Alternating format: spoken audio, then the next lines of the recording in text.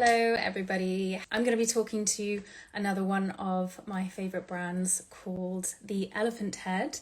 Aarathi, who is the founder of the Elephant Head, will be joining me in a very short moment to talk about crafts, traditional crafts, sustainability, and hopefully we'll learn a little bit more about her business as well. Hopefully this works. I love how technology. Yes, there we Oh, go. Hi, we made you. it. Yes, I'm very well, thanks. How are you doing? I'm good, thanks. Excellent, excellent. Well, thank you so much for taking some time out this evening to have a chat with me and come on my Zero Waste Goods Instagram Live. I think this is your first one ever, is that right? First IG Live ever, and thank you so much for having me. No, you're very welcome. You're very welcome indeed, and welcome to the world of Instagram Live. I find them quite fun and informative, and it's just a really nice way to be able to connect with people despite being halfway across the world. Oh, I saw Always your post and you're in Ohio. Yes, I'm in Ohio, which is why I've got like sunlight streaming in. I'm very lucky, very lucky to but yes, so basically I got a application form from you, must have been last year at some point, to apply to attend one of our markets. And as I was reading this application form, I thought, wow, I've not heard of the Elephant Head before. I went and had a look at all your products and I just thought there's just so much going on here. All the products are gorgeous, they're alive, there's a story, there's people, there's all sorts of things going on.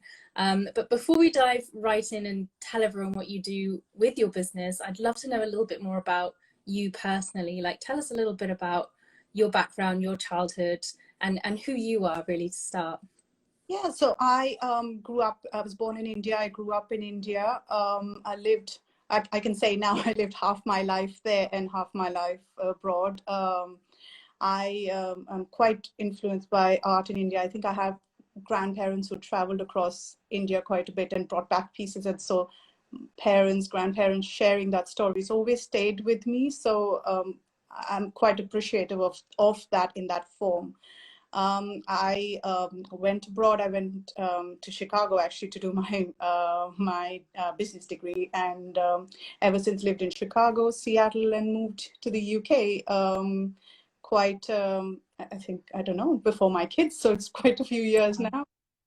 Yeah, that's me. Quite a mixed bag of background now, that having lived across, I think, 3 continents. But it's that experience that I hope I bring to the business with a fresh pair of eyes each time.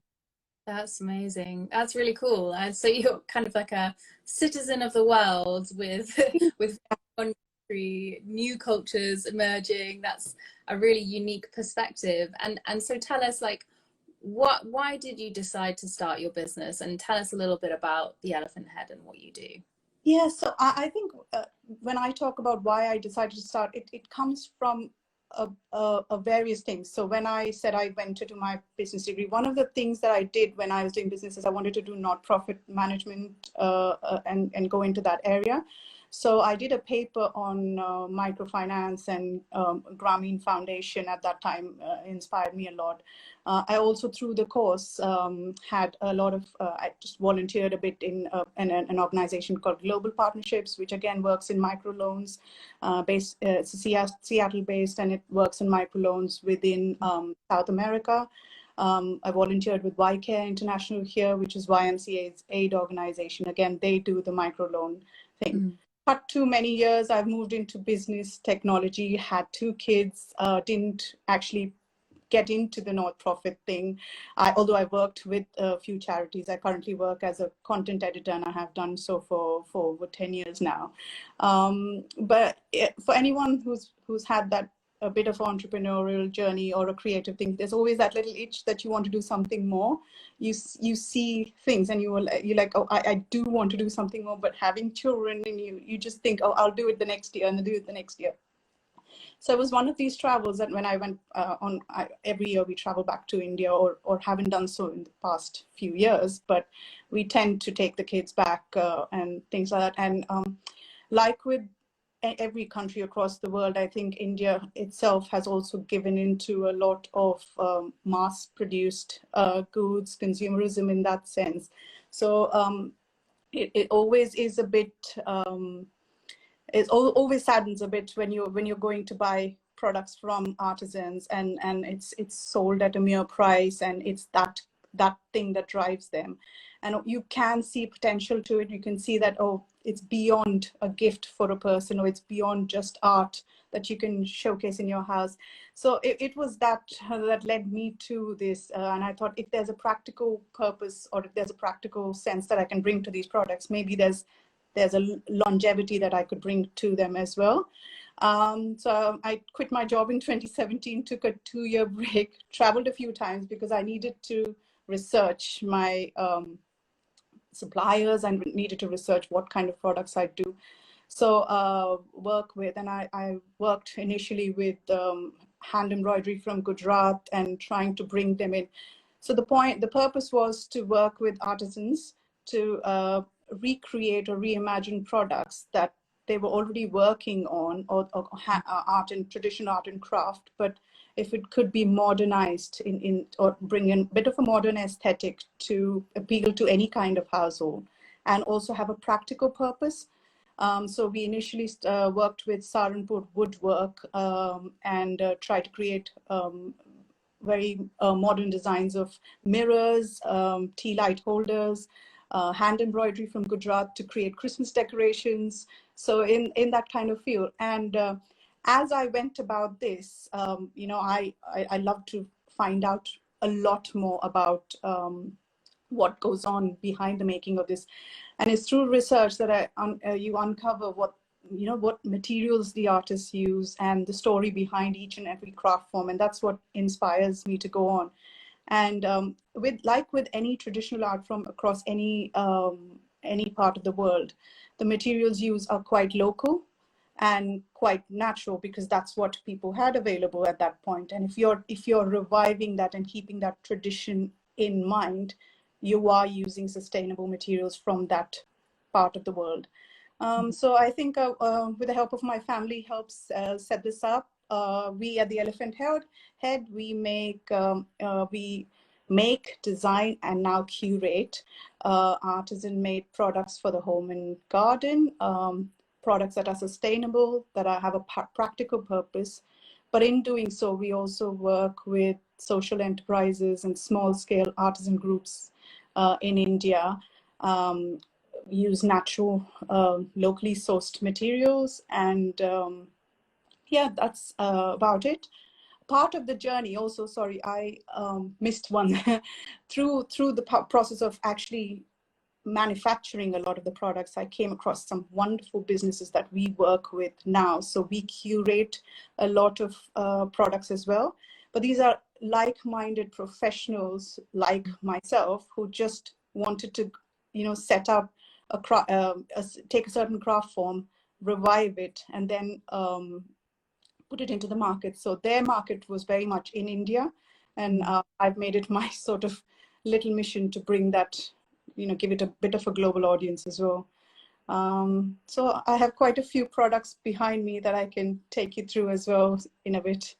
Yes, I'm super excited to get to that, because when you first came and did a show with us, did one of our markets, your stand was glorious. There was so much color, so much life. There were things hanging, things growing, things on the walls. It was just a really exciting collection of products that had clearly been very carefully thought about. And so here you are, this globally kind of well-traveled and now settled in different countries, but there's this idea of being drawn back to your roots, drawn back to the arts and the crafts and the creativity and the expression of your childhood, the kind of pulling the stories out of the people and the way things are made, and giving that both a home digitally but also an audience globally. I think that's a really remarkable story. So tell us, in your process of finding these products and learning about these different types of craft, different types of art, can you tell us a little bit about the artisans behind them, and maybe now's a good time to show an example or two if that helps bring it to life? Yeah, so this is something we've just added to, and it's a cake stand. So it's made by artisans it's made by a wonderful social enterprise called Varnam Craft in India. Mhm. And they use they work with a cluster of Channapatna artisans from Karnataka. And what they've done is Channapatna is almost a 200-year-old craft form, Wow. and it's been in India, but it's primarily a toy making craft form. And what happens with that is the reach is only that it's limited. Um, Beyond that, I think it's taken businesses like Varnam to think of how you can turn that around, create practical pieces for the home that are made of really sustainable materials. So the base is a combination of Riccia tinctoria, I think if I'm pronouncing it right, which is like a medicinal plant, and beechwood. And the top is made out of neem wood. The colors used, this is turmeric that's used with the lacquer, which is again a is a resin from the insect Laccifer lacquer. So this is one of the things that excites me, is how they've used that kind of material just to make something that we could use daily. It's one of those that comes apart, and it's easily stored, and it's made with safe, quite sustainable materials. So that's one of the organizations I work with. As you can see, we've got pasta jars. I put in a scoop. Oh, Um, and they've got some fun things like this dog door stopper that a lot of people at the show liked when we had them in there. Again, they use lacquerware and all natural wood as well. I also work with quite a few. So I get quite excited with all of my businesses.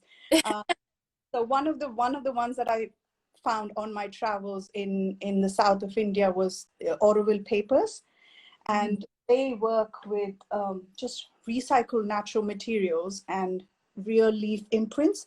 And this is all recycled materials, recycled paper, vegetable fibers that they find around Oroville, and the leaves used are just leaves that they find around there. And it's how they've managed to create such beautiful products out of that.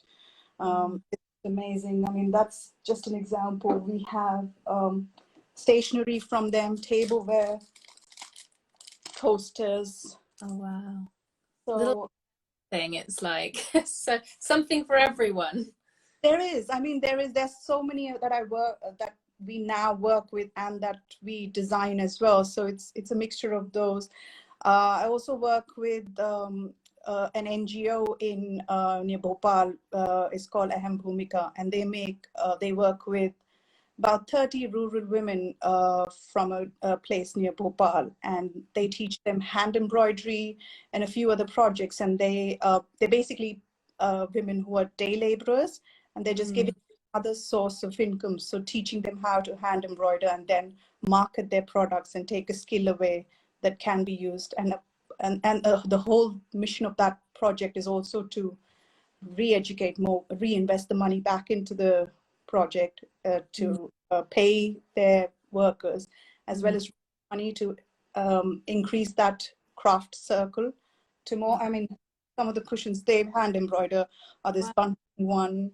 Um, and they do bags as well. So this is something we've just launched, is these quirky little bags Oh that my are made out of organic cotton, but they can just be carried around anywhere. So while we stick to home decor, I quite love the bags. So they're part of our. wow. Anything you get excited about, I feel like I is always go, good. I go on. Yeah. Wow. It sounds so remarkable. And in terms of like the people behind this, it sounds like they're often, I mean, are these skills that, aside from the ones that are being taught new, because obviously the work supporting women and helping them essentially become entrepreneurs sounds amazing. Are these skills, are they passed down through generations? Are they at risk of being lost? Like how do you know where the arts come from and how to preserve it in that way? Quite a few of the art forms that I spoke about. I mean, aside from Auroville and the hand embroidered, the Channapatna craft form, for example, or we have blue pottery from Jaipur. Mm. Again, these are craft forms that have been in India for years. If you trace the roots back, some of them have Persian roots, some of them have roots from Malaysia, or, you know, we have Ikat as well. So these are different craft forms, and I can tell you about each of those craft forms. So let's, for example, talk about Channapatna. When I came across the founder, Karthik, he's just an engineer, a professional in the field, and he came across the Channapatna craft form and decided that he had these ideas that could help revive that craft form. And so I think he's worked with the Channapatna artisans. Obviously, it takes many years to develop materials that would stand the test of time. It's a 200-year-old craft form, and it's well documented, and I think he's won multiple awards ever since, for the designs that they have right now, and how he's worked to revive that sector. Similarly, blue pottery in Jaipur. I mean, anyone who's visited Jaipur in India will see blue pottery across all of Jaipur, just like block prints across Jaipur. It's working with these artisans. The artisan group that I work with in Jaipur, they just work with a small cluster of people outside, near a village. So what we've done is these are our designs. So we work with them to then go through the process of how can we think of new. So we've got tea light holders, we've got pots, planters in different shapes and forms.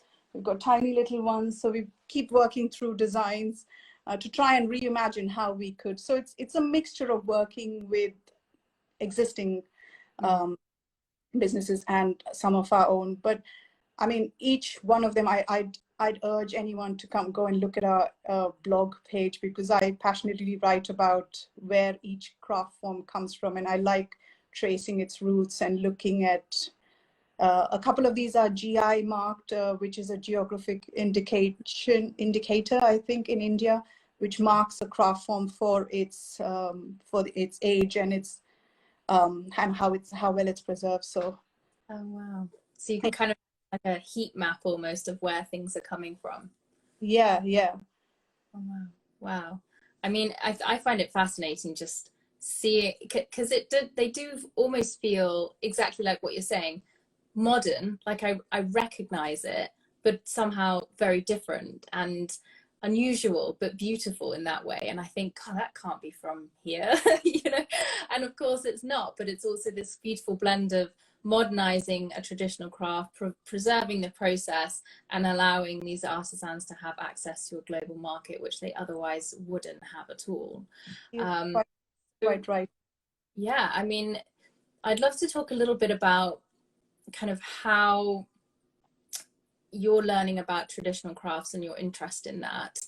What lessons have you learned from traditional crafts, or the process of preserving traditional crafts, that you think can be applied to the sustainability movement? So the thing that drives me, I think sustainability plays a big picture now for us, because it came easy, I think, with traditional craft. As I was saying, a lot of traditional craft used natural materials that was just available to them, natural dyes. So there wasn't a lot of, they were all handmade. So they were all manufactured in small batches. So that, I think, we can take away from that craft and preserving it. That's why I think is quite important. It's a skill that's passed on from generations.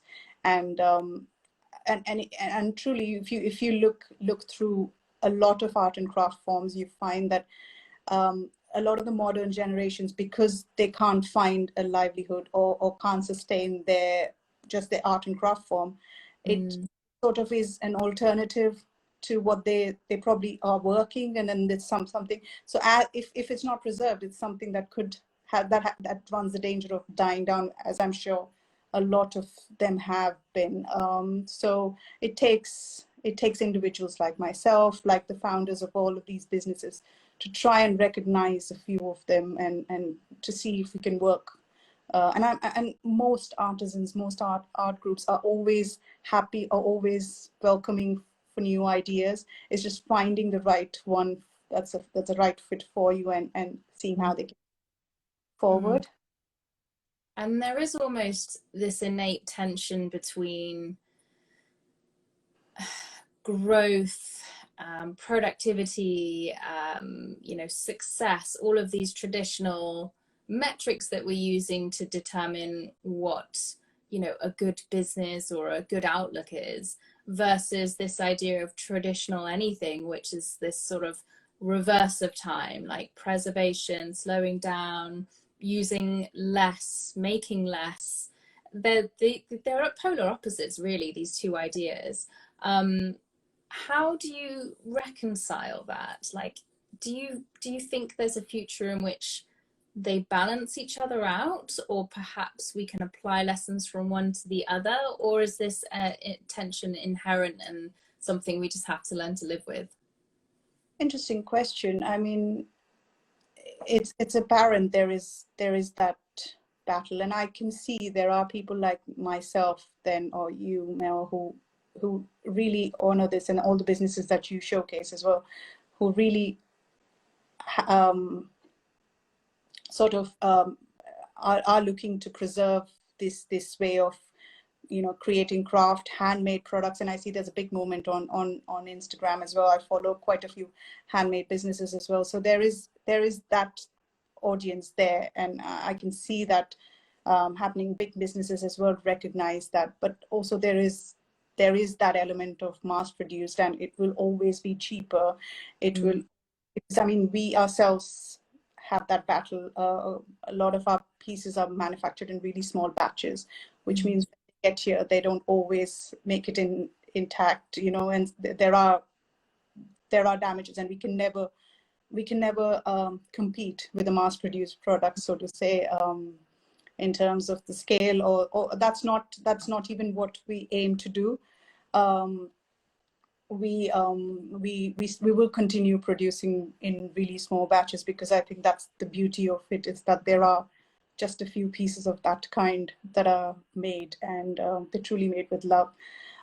In terms of how I see this working out, it's a really hard question, but I see that there'll be a balance. I mean, I see that there's more businesses trying to do things the right way, especially small businesses. I can't, so to speak, for bigger businesses, but I see H&M trying to make a change in the packaging, in the sustainable materials they use. But I can just say from a small business, I see it happening quite a bit around me. So there's hope for it. Both a blessing and a curse in some ways, because when you have a product that has been created and it's a one-off, it's made by hand, it's natural materials, it's all the good stuff, you then have a higher price point simply because it has to respect that process. Which on the one hand, you have the argument that, oh, it's prohibitive. Sustainability is perhaps a movement that is just for rich, middle-class white people. There's that whole argument. But then on the other side of it, you have this idea that mass production is so detrimental to the environment, like it simply cannot continue. And there to be some place in the middle where we're able to raise the standards of living, raise the quality of products, raise the investment we're making in small businesses and small communities, and everyone will benefit from that. So yeah, I don't know if any of that resonates with you at all. It does. We've stayed away. I mean, for the past year or so or more, we've stayed away from running sales of any kind. It's just because that's not what we're aiming to do. We're aiming to create something that's valued and that's longer term. And we hope our products that are made out of reclaimed materials or natural materials do stand the test of time. And so, I mean, that's one of the things we're trying to do. We don't produce according to trends. We just produce things that we think we'd use in the house all through the year. We produce seasonal things, but even that is far and few. I mean, our products, I think, last the year long. So there are people like us, or there are people who are trying to make that change. And certainly I know, as you're saying, there is a huge community on Instagram and on Facebook and all these social media channels that are giving a voice to small brands that are able to tell that story and connect those dots all the way back to the artisan. And I feel personally, and it's most definitely the same with you, is like the value that I get is not just in having that product, but it's in knowing the story behind it and understanding the journey that it's taken. Because oftentimes you just see something, you walk past it in a shop and you think, oh, I'll have that, that's pretty. You don't know where that's come from. You don't know who made it. You don't know what sacrifices were made. You don't know anything about the designer. You don't know if that's actually been ripped off from a small brand, because I know big brands aren't doing that these days. It's just, I would pay for the privilege, I suppose, of knowing that my good had done some good. But yeah, that will always be a constant battle. And I think quality speaks for itself. And that's part of the reason why I was so excited to see your brand, you know, in the flesh at the markets, and to hear about your story, because it truly does speak for itself. Like the quality and the unusual uniqueness and that one of a kind element is becoming more and more valuable to consumers, I believe. And long may the trend continue is what I. Thank you. I mean, in terms of price points, actually, we've worked over time. There are ways in which we've tried to work to make better price points. I think one of the things that helps with our sustainability and how we've tried to work with this global chain, because often our products come from different parts of India, and if they all to come in small batches from different parts of India, our carbon footprint would be massive, which is probably how we started. But realizing that over time, what we've tried to do is, you know, we work with our suppliers. They're so happy to help us that over COVID, over this time, they've actually grouped together to, you know, send us a couple of our products will go to one supplier. They don't have anything to do with each other, but they're more than happy to work with each other, wait for the other set of products to come, and they all come in one shipment. So they may not arrive, but that's just one small step we've taken. So that's helped us with our prices and our shipping costs, which then we pass on to the consumers. We also try and support these businesses as much as we can. So the past 2 years have not been great for a lot of them. So as much as possible, we've tried to lend our support so to continue making products in batches. It's really speaking to me for another reason, because sometimes, and I don't know if this is the same with you, I have this feeling that there's a conflict between my desire to showcase small brands and like have these unique products created, counteracts my desire to have less stuff in the world, you know, and like the idea that it's the production of things that's kind of driving a lot of the challenges that we have in sustainability. But I have to remind myself, and this conversation is a perfect example of that, like there is a purpose to this. I mean, you're creating a quasi cooperative in India, a country that is currently undergoing some really stressful times with COVID, and creating remarkable things out of local materials that are sustainable, that are going to last a long time, that are unique, that are one-off, and you're doing it for a reason that goes beyond profits. And I think, yes, that's it. Like that is a world that I want to live in. So thank you so much for kind of reminding me of that. And it's something I have to do consistently. I don't know if you ever feel the same. Oh no, I do.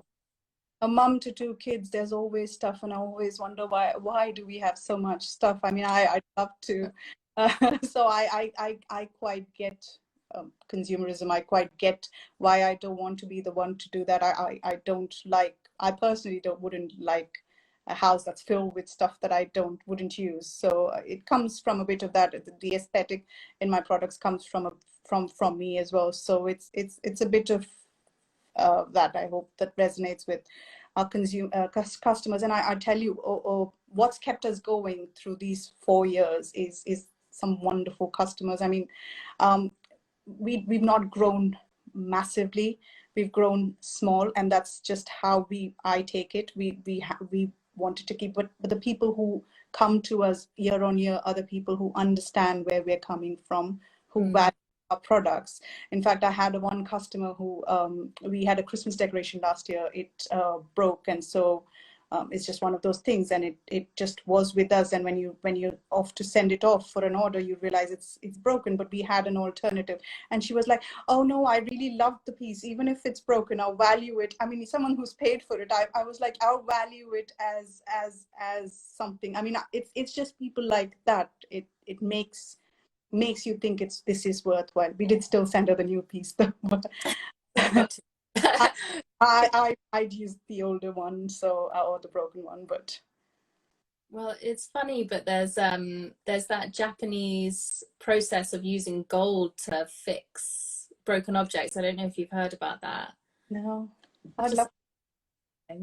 But basically, it's if a piece of china, or I don't know what it was that it was made of, but something like something smashed or broken, a teacup, a saucer, whatever.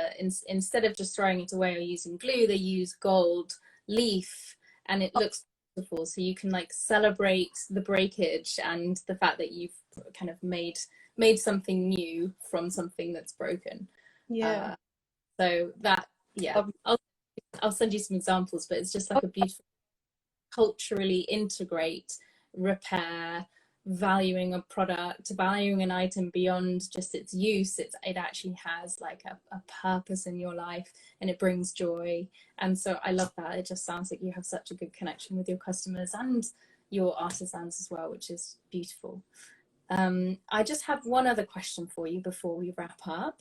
And I wanted to know, we're seeing a lot more brands popping up, and you've also mentioned H&M, how they're bringing in sustainability ideas and principles, which, good or not, don't know. You know, it's really hard to tell whether a brand is genuine or not. And I wonder, when it comes to artisans, paying artisans, using crafts and traditional methods, and then exporting them overseas, is there anything that as a consumer we need to be aware of when we're looking to shop for an authentic brand that's paying people fairly? Or are there certain, you know, is there anything that we need to really watch out for in that regard? Well, I think first off, if a brand's working with an artisan or supplier in India, and this is something recently that one of our suppliers faced, is there are lots of knockoffs. There are lots of other brands looking to sort of mimic and then pass it off as their own, and that's just blatant plagiarism, and you know, and copyright and all of.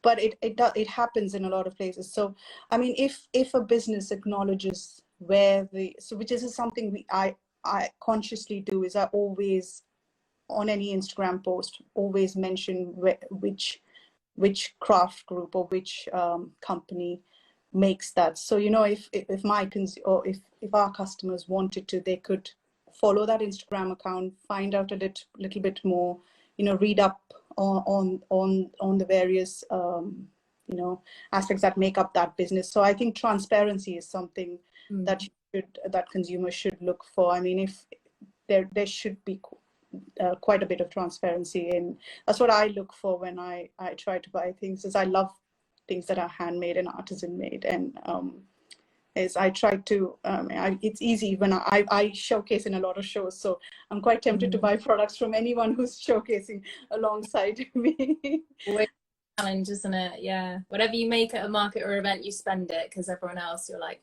this is great. Business is genuine, and if they've created it, they know the story behind it, they know the story behind, you know, that. I think that's the kind of questions we should look for, or that's the kind of story I like to tell. Is I'm quite passionate about the products and what goes into the making, the materials. So if that information is readily available, then I suppose that's what we should be looking for as consumers. Amazing. Perfect. And all of that information, like you said, is on your website, it's on your Instagram. So if anybody was interested in finding out a little bit more about the products and the people behind them, they can certainly have access to all that information. So the fun bit, tell us, where can we shop from you? Are you trading at any shows coming up? Like, where could we find you if we wanted to come and say hello? And yeah, tell us a little bit about what you've got coming up at Christmas as well, if we're allowed to say the C word. I'm not sure if we are. But so yeah, we have to start planning for it, don't we? Even if we don't. In terms of shows, we have an EEL Association show, which is an entrepreneurship, which is an organization that I'm part of, and it's in South Harrow, very close to. I'm based in not very far from there in Pinner, which is on the 18th of September. The links on my Instagrams, or you can find us online at elephanthead.co.uk. The Instagram handle is @the Elephant Head. The same with Facebook. We haven't signed up for any other markets through the year, but looking forward to one if you have one, Mel, coming up in Christmas. In terms of what we have for Christmas, it's all the products that we have on our website, but we also tend to curate them in sort of gift boxes. If I can reach over, we also have some wonderful Christmas decorations that have been created, and they just remind me of. That's a little bell. Oh, he's so cute. I love it. Again, this uses that same Channapatna craft form. We've had crocheted Christmas baubles as well. This year we're not doing any embroidered ones, but that's what you'll have in store for Christmas for now, I think, unless we come across something really fascinating by then. Wow.